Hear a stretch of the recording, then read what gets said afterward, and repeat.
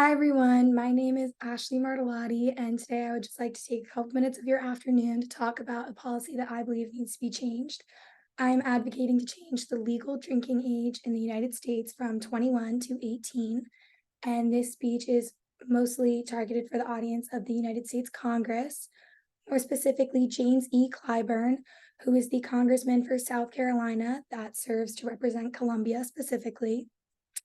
I believe that this legal drinking age should be lowered from 18 to, or from 21 to 18, according to the National Minimum Drinking Age Act of 1984, because this would align the drinking age with the legal age of an adult in the United States. An adult should be in control of everything that their body does and consumes, and this takes that away from them. I also think it's very unrealistic that at the age of 18, you can enlist yourself in war and fight for our country and purchase a rifle, but you cannot purchase an alcoholic beverage.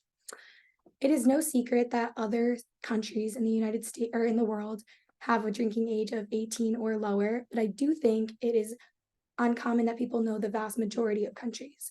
So, in an article titled The Legal Drinking Age in Each Country, written by Julia Larson, which can be accessed on vinepair.com, it states that 64% of countries around the world have a legal drinking age of 18 or lower. I think it's important to recognize that this is the majority of the world. This is over 50%. And I think it's also unrealistic that any US citizen could travel to another country and legally drink there. For example, last summer I went to Aruba and I was able to legally drink in Aruba, but when I came home, I wasn't able to, obviously. I also think it's important to address that the legal drinking age was changed from 18 back to 21 in our history because of a vast majority of reasons, one of which being the brain development in citizens. And then an article entitled Brain Development on firstthingsfirst.org, it states that 90% of brain growth occurs before kindergarten. This is important to address because that is the majority of your brain development. It also states that 95% of brain development occurs before the age of 6, which is 12 years before 18. So I think, yes, your brain is still developing, but it also continues to develop past 21. It's important to recognize that the vast majority occurs far before 18. I think it's also important to address that the legal drinking age was raised back to 21 to try and create safer conditions on the roads. However, in an article entitled Drink Driving Statistics Around the World, which can be accessed on jmw.co.uk, it's reported that 31% of deaths on the road in the United States are related to drunk driving. However, in Germany and Russia, only 9% of deaths on the road are related to drunk driving. This kind of debunks the myth that drunk driving deaths are related to the legal drinking age because it's over 20% lower in countries that allow you to drink at 18 rather than 21. So clearly that's not what's changing that. I also think it's important to address that even though the legal drinking age is 21, to no one's surprise, there are underage citizens that do still partake in this. According to an article entitled Underage Drinking in the United States, which can be accessed on niaaa.com, 11.1 million US citizens from the age of 12 to 20 admitted to drinking in the last year.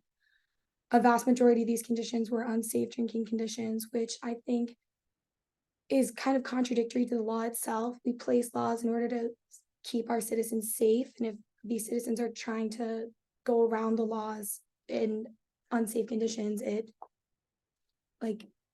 goes against what the law is there to do. And I also think it's important to address that since these citizens are underage drinking, they are less likely to seek help and medical attention. We've seen this many times on college campuses. Unfortunately, students lose their lives because people are too scared to seek help because they're worried they will get in trouble for doing something illegal. The other thing I wanted to address is that this is not known by many people, but there are certain states that allow underage alcohol consumption. In an article entitled States That Allow Alcohol Underage Consumption on procon.org, all 50 states except for Alabama, Arkansas, West Virginia, Idaho, New Hampshire, and the DC area allow underage alcohol consumption in some capacity. I think this is important to be acknowledged because creating different variety of rules will invalidate the overall rule and create confusion for all citizens. So overall, I think there's a large majority of reasons that the legal drinking age should be lowered from 21 to 18. And yes, there are reasons that it should be 21, but I think the reasons that it should be lowered outweigh those of it being 21. Thank you. Does anybody have any questions? Yeah, I was curious. I know you mentioned about like the like healthcare kind of benefits, like not being afraid to seek medical help if you like it's lowered, but how else like do you think that lowering the drinking age would affect like bigger college and like universities, like either positive or negative effects? So I do think not only would it help people seeking like medical attention and everything, I think it would create a sensor or a safer environment for all students too, because like we see students will use fake IDs and that has many other federal offenses than just drinking underage. So I think it would create safer conditions for everyone. Kind of going off of that, would you propose any specific like legislature to kind of help stopping the creation and use of fake IDs? Like I know a lot of times people when they buy them, it's kind of across state lines, so it's I guess more of a federal issue. So do you have any ideas of how, you know, that might be stopped as well? I don't know if there's a specific law that could be placed in order to stop that, but I do think if you lower the legal drinking age to 18, there would be less of a thrill to try and act older. So I think the use of fake IDs would kind of just diminish along with that. I know you focused your speech towards the state representative for like specifically Columbia. Do you think it's more likely that states on a case by case basis lower the drinking age for their own state, or nationally if there's something implemented that um which one do you think would be more likely basically?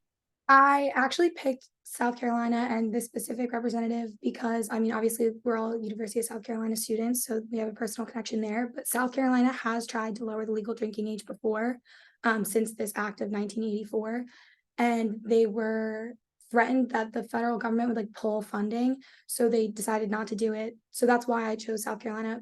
With that said, I do think it would be more likely that it would be state to state. So I know you were mentioning like countries in Europe, like Germany and stuff, they have way lower drunk driving rates because they grew up without the stigma. So do you think if like the drinking age were to be lowered here, do you think we should implement like drunk driving, like educational stuff? Since obviously that would be like a major change here, and a lot of people kind of grew up with the stigma where it's like you don't drink until you're this age kind of thing.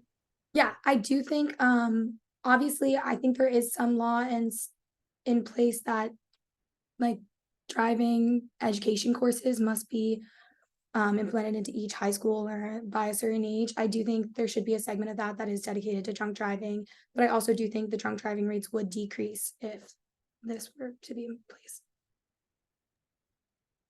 Kind of going off of that last question, because you kind of debunked the idea that our drunk driving rates are related to like the drinking age.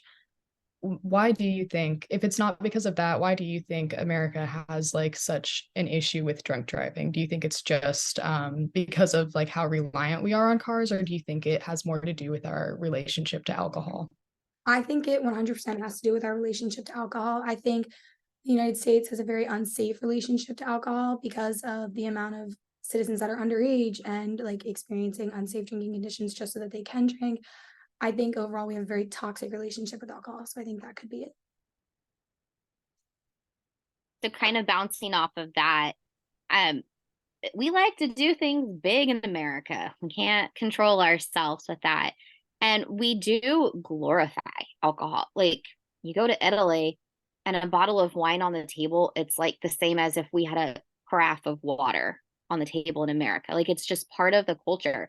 Going to the pub after work in England is like normal, but they don't necessarily go and just get wasted versus how many times have y'all been to the bar and people are just blackout drunk? We glorify alcohol in America.